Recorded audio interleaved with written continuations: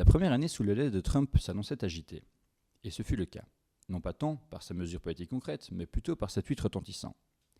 Ceci a bien eu pour effet de stimuler le cours de bourse de Twitter, mais pas le dollar américain, qui s'est fortement déprécié face à l'euro.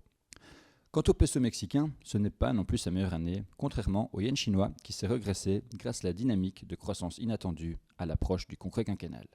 Les tensions géopolitiques ont été attisées par plusieurs lancements de missiles effectués par la Corée du Nord, alors que l'agitation s'intensifie au Moyen-Orient. Mais la plupart des marchés d'actions n'en ont guère, voire pas du tout souffert. Notamment stimulé par les actions FANG, le SP500 a ainsi affiché un gain annuel d'une grosse quinzaine de pourcents. 2017 a également été une bonne année boursière pour l'indice Eurostoxx 50, de sorte que boucle d'or est encore bien présente.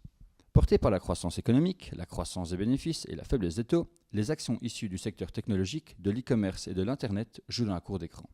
Les actions d'entreprises actives dans le secteur du détail, les télécommunications, les médias, le pétrole et le gaz se sont quant à elles classées en queue de peloton.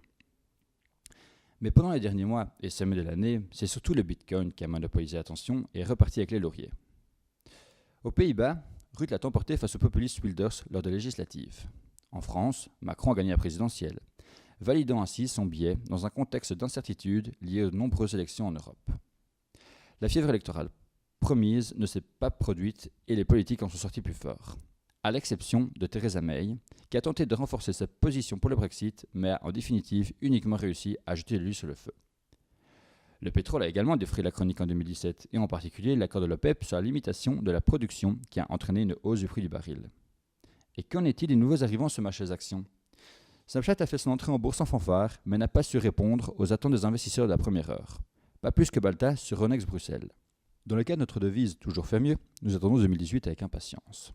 Une chose est sûre, Janet Yellen donnera le flambeau à Jérôme Powell et Mario Draghi ne relèvera pas les taux pendant sa dernière année à la tête de la BCE.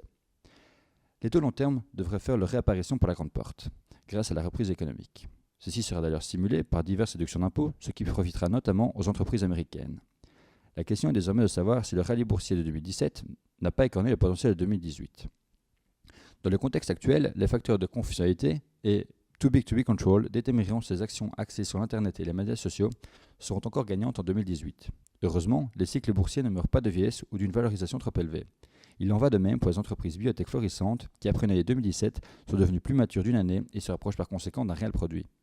En Italie, l'attention se porte davantage sur les élections. Berlusconi, toujours fidèle au poste, sera à nouveau la partie, mais Blockchain Bob a probablement plus de chances de devenir président. L'année 2018 s'annonce donc passionnante, où Donald Trump continuera sans doute de se mettre tout le monde à dos. Nous vous invitons maintenant à venir découvrir avec nous les perspectives 2018 de KBC Group.